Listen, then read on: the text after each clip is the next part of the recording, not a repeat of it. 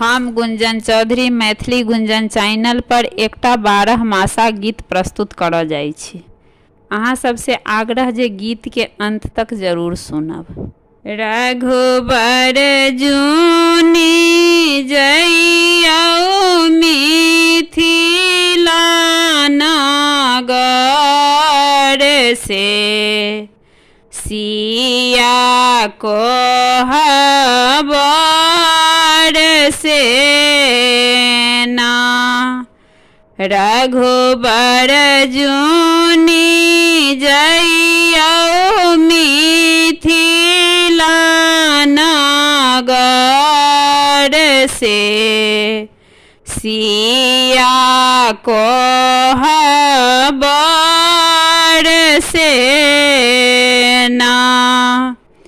अगहन सीता के बियाह पूसा से जिया सजाब, माघ शिरा का भराएब रघुबर के, सिया कोहबर के ना।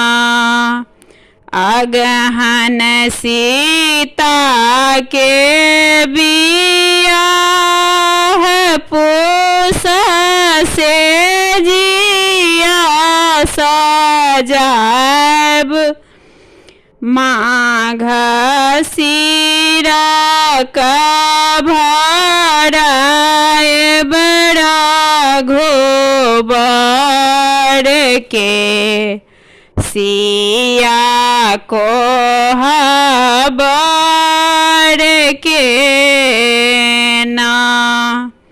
फागुन फगुआ खेलाएब, चैता माला गाथी लाएब, बैसाख बेनिया डोलाएब रघुबर के, सिया कोहबर में ना। फागुन फगुआ खेलाएब, चैता माला गाथी लाएब, बैसाख बेनिया डोलाएब रघुबर के, सिया कोहबर में ना। जेठ तबे दिन राति आषाढ़ बरस दिन राति, सावन झूला झूलाएब रघुबर के, सिया कोहबर में ना।